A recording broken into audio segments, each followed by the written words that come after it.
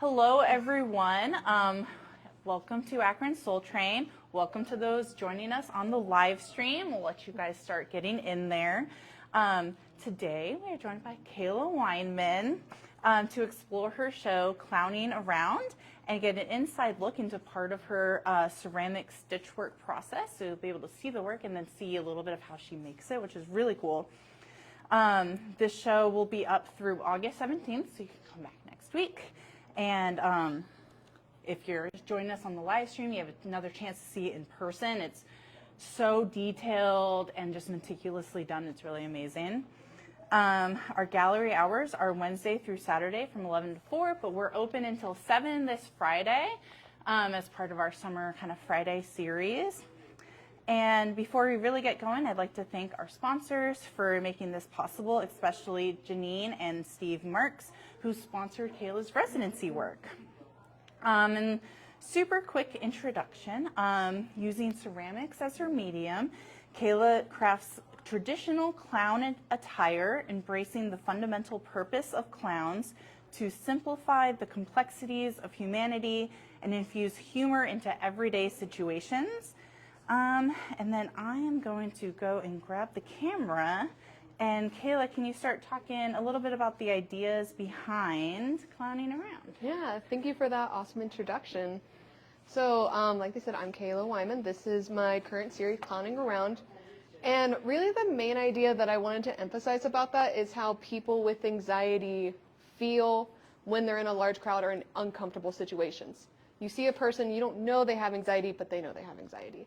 And oftentimes, or at least in my personal experience, when I feel uncomfortable, I kind of play up a character or like put on a show to make others feel comfortable or to make others feel like they're having like a good time. Because in my mind, or the way I feel, if everyone else is comfortable and having a good time, then maybe I'll kind of feel that way too. It's like, I can't be uncomfortable if no one else is uncomfortable. So that's kind of the main idea behind it. And should we just start walking through? Yeah, we can enter in. So go ahead and we'll follow you. So part of the reason I wanted to kind of come in here and to show all the detail work is to kind of show like, not like kind of how I feel when I'm uncomfortable, like I kind of obsess over it. So that's kind of what I wanted to bring into my work. It's like this stitch work and like hyper fixating on something and wanting to make sure that everything is perfect, everyone feels okay. So that's kind of how I feel the detail corresponds with the meaning behind it. And then we can talk about maybe the photos and how sure. Kind of having it be performative. So these photographs are actually myself wearing these pieces. Oftentimes, like with my past ceramic work, I would just make objects that I would just sit on a table. But this time I really wanted to get objects that interact with the human body. That way you can visually see a physical representation of how I feel in certain situations. So I specifically bring up the hands because sometimes when I'm really uncomfortable, I talk a lot with my hands and I do a lot of hand motions and I become very hyper aware of what my hands are doing. Or if I'm getting photographed, like I really don't like being photographed. So then the first thing I think about is like, oh my gosh, how are my hands placed? Do I place them to the side? So that's kind of one thing I really wanted to emphasize with this piece is because that's something very specific that I kind of feel uncomfortable with. So, and I purposely made the outfit. I took thrifted items and I cut up pieces and I placed them together. And I wanted to make sure they were still like everyday attire. So it's like those were 2 dress shirts sewn together. Those were just normal pants with stuff sewn on top to show that like this is still an everyday situation. But it's like how I feel. I feel very much like I'm standing out and I feel like I'm being awkward or out of place. Yeah, it kind of becomes performative. So you have the object and then you have the performance of someone wearing the object. Absolutely. Yeah. And I guess it's performative if you are someone with anxiety that's trying to act like you don't have it. Yeah, I'd be like, I am totally normal. I don't feel uncomfortable right now. That's exactly how I wanted to represent that. Okay.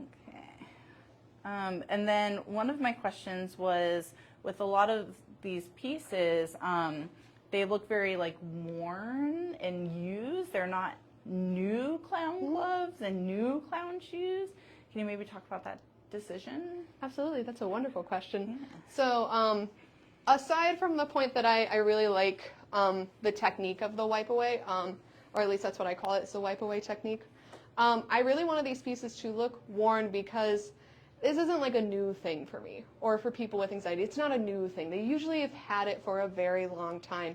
So I wanted these pieces to look like they were worn a lot or well loved.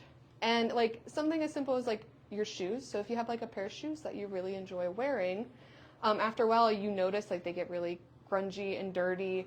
And so I really wanted that to be shown in, the shoes, but for all of them, because even though these are newly made pieces, anxiety is something I deal with a lot, sometimes on the daily. So I definitely wanted them to be shown that they were worn a lot. And then one of my other questions was the choice to work in ceramic specifically instead of like maybe recreating it in fiber arts or in fabric. That kind of use of material and hard and soft maybe. Yeah. For sure. So I've always had a strong connection with clay. I've always loved working with mud. Even as a kid, I've always played with mud and like Play-Doh and stuff like that. So it definitely makes sense now that I'm very drawn to ceramics. But specifically with this series, I feel it works well because the sheer weight of just that ceramic piece on you, it doesn't look like it because like you think about gloves in real life, they're thin, they're cotton, they're really light.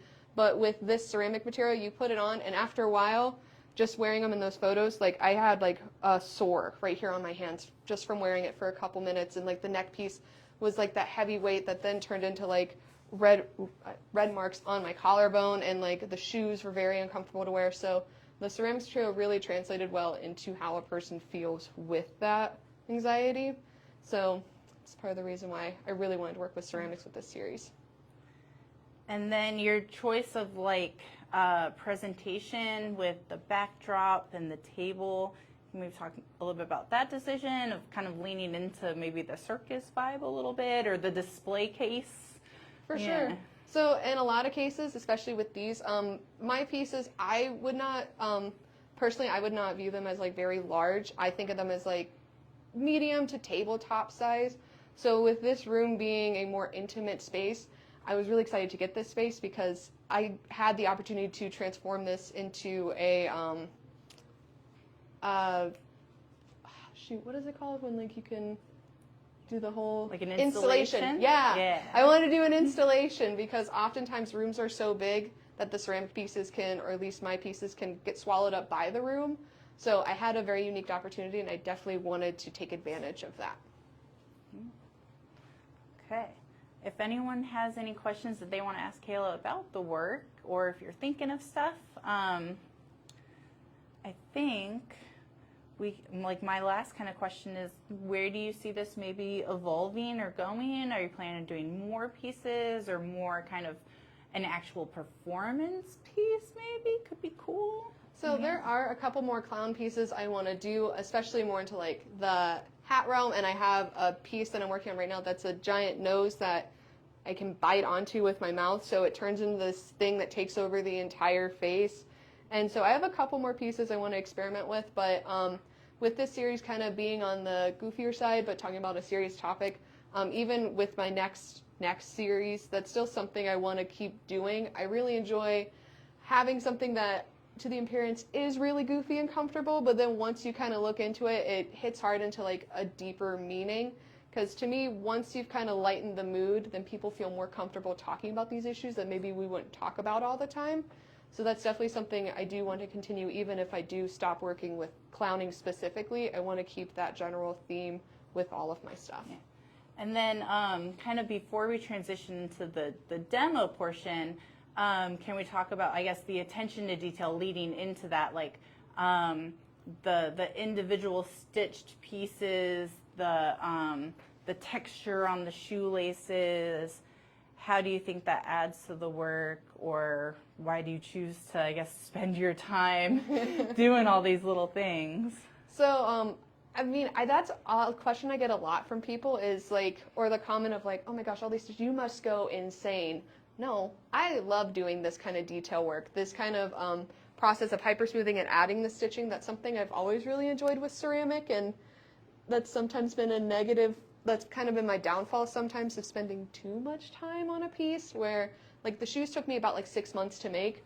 That's a long time to spend on one piece, but I almost can't help myself, because then it's like, something I often find is I'm like, oh my gosh, I've been working on this for 8 hours and I only got like 2 inches done. I'm like, oh my gosh, that's insane. But then I do like a step back and I'm like, but hold up, that looks so cool. And it's almost like, it's almost like something I'm just so drawn to in a way, to just add more is more is more is more. So I think that's why I'm really drawn to doing detail work.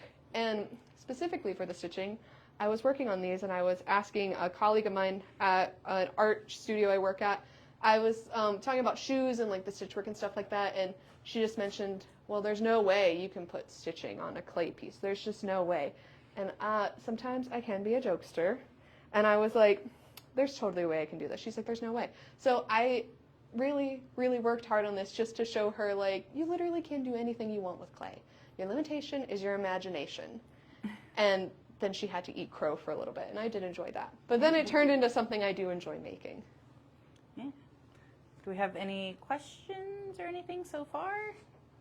You can always talk to Kayla afterwards. Okay, I'm going to kind of do a once over of the show while Kayla goes out and gets ready for the demo.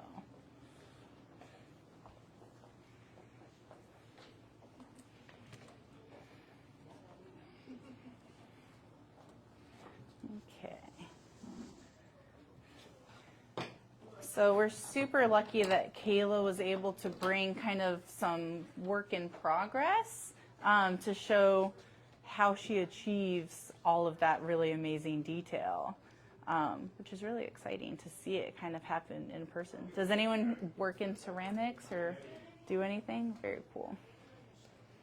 Do you want me to just kind of walk? Yeah, let's just go through it. Like, what are you working on? So I brought in this juggling ball, which my last demo I brought at, and then I found out it was really convenient to bring a ball of clay. So I kind of wanted to bring another ball of clay, partially for the convenience, because it is scary to drive with wet clay, like a wet clay sculpture in your car.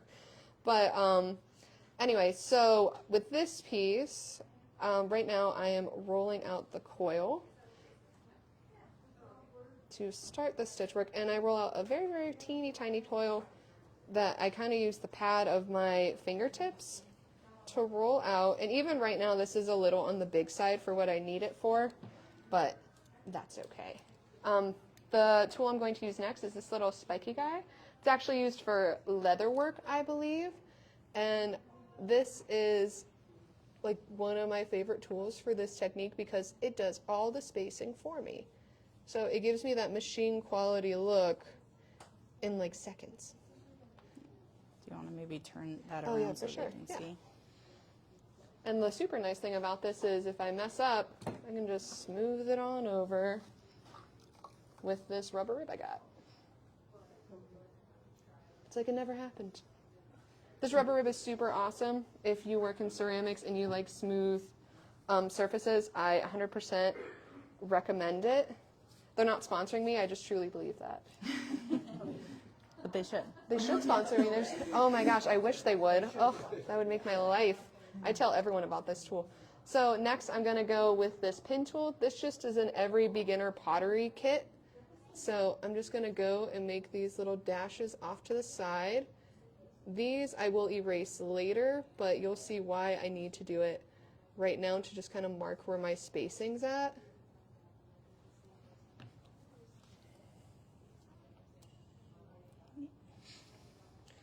So then I take my little coil and I get some water on it, because if you get clay soft enough, you don't always have to use like slip, which is watered down clay. You don't always need to use that to stick that down, especially with something this tiny.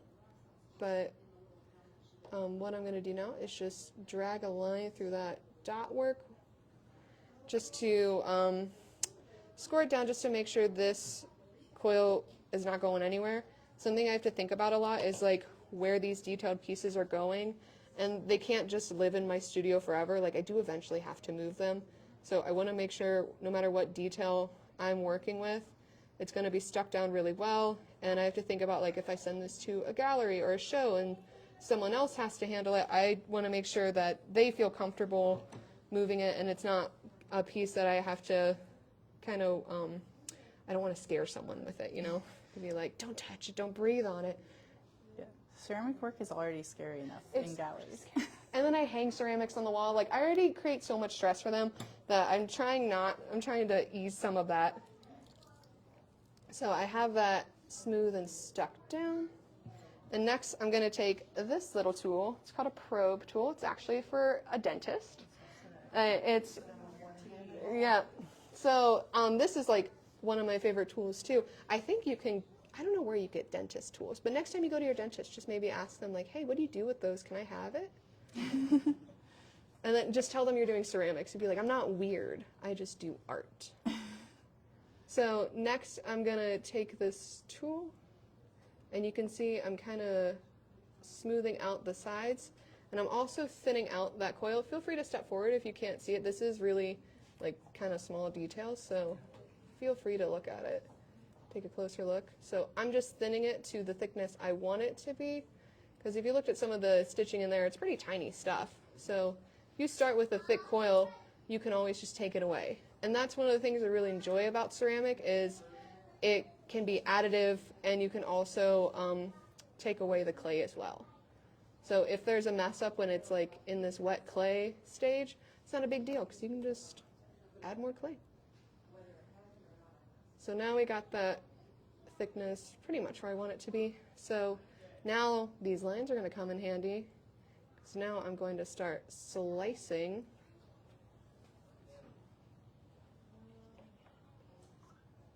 You can kind of see the stitchwork's already kind of starting to form. And I really do think that one of the reasons the stitchwork comes across as so believable is because of the spacing. Because like without thinking about it, we all know in our minds like machine quality work is usually very exact, very repetitive. So that's one of the things I really wanted to focus on with this. So now here comes some tedious stuff. I'm going to cut little V's into every single mark I just made.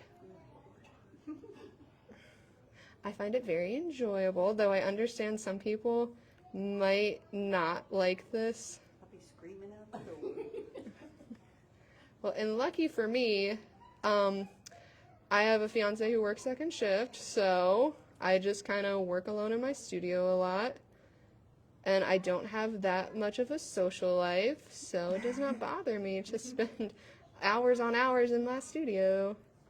And sometimes I'll like put on like some music that I really enjoy, or like a show that I'm really into, and it just kind of becomes very meditative for me.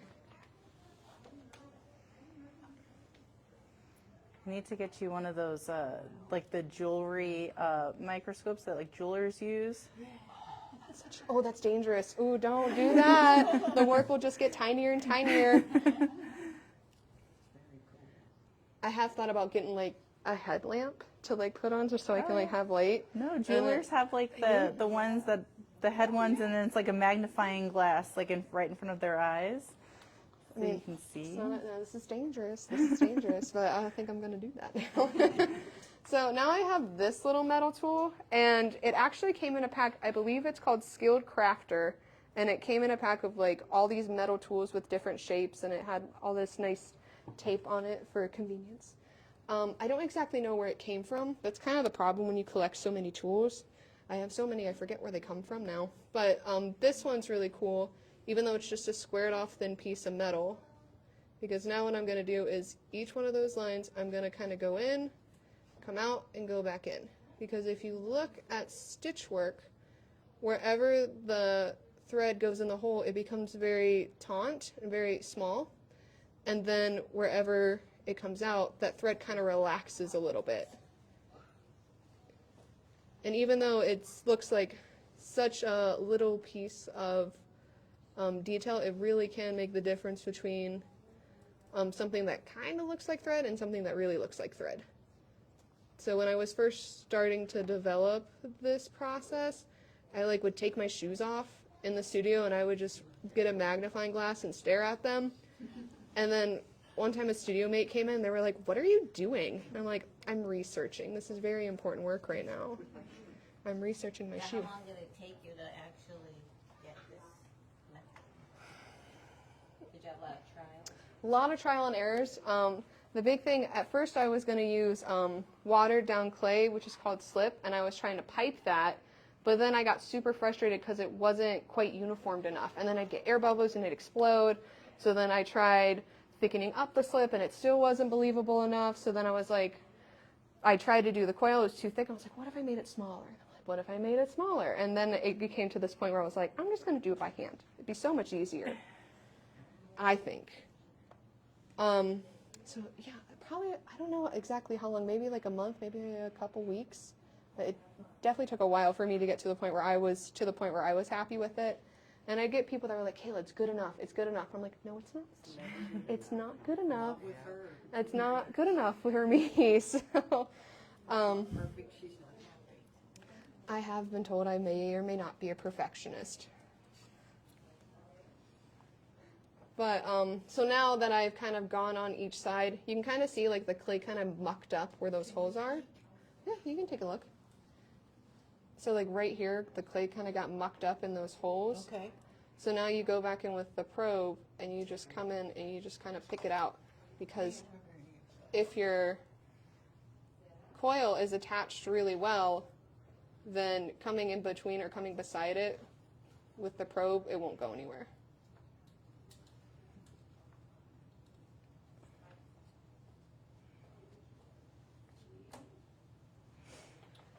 So then now I have this little tiny sponge that I've cut down to kind of create this really harsh angle. And this is really important to have that angle because then I can just lightly come in, barely brush the sides. Cleans it up. It just cleans it right up. All those lines are completely gone. And then if you're like me and you want to go back in again, just to kind of smooth out those details on the top, you can. You gotta make it look like Stitchwork. So now I'm just kind of fussing with it. But once I'm done fussing with it, the very last thing I do is come back in with my pin tool and I just kind of re-emphasize those holes that are there.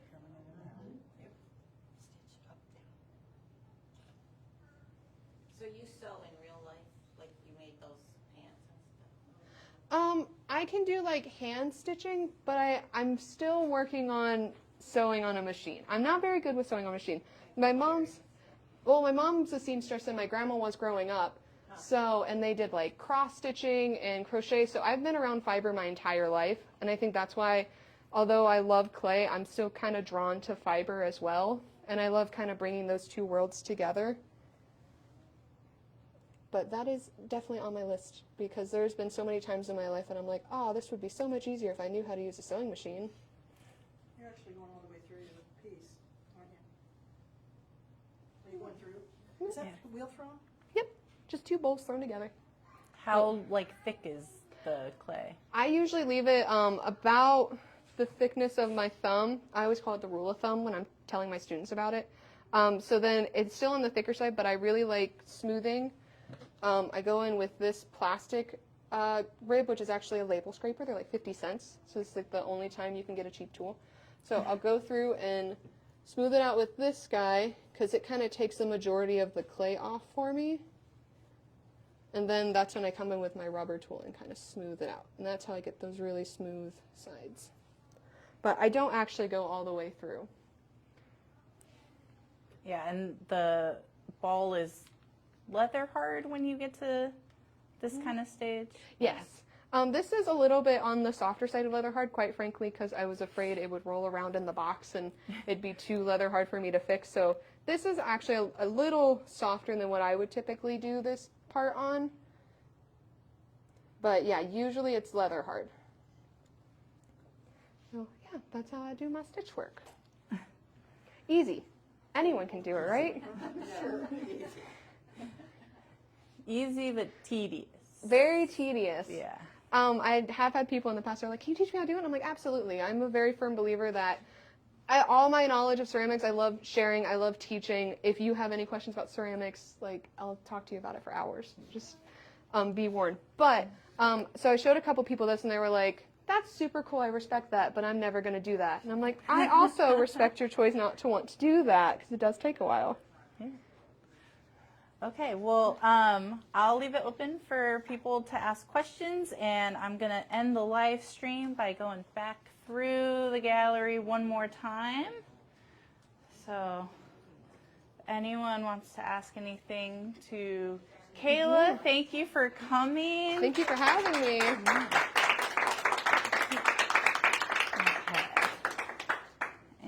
I'm just gonna flip this around to finish up the live stream. Thank you for joining us. And thank you to Kayla for walking us through the process. There's more videos about her process on our YouTube and Facebook page, so you can get more in-depth stuff. And then remember, you have until August 17th to see the show in person. Thanks again, and we'll see you in the next live stream. Bye.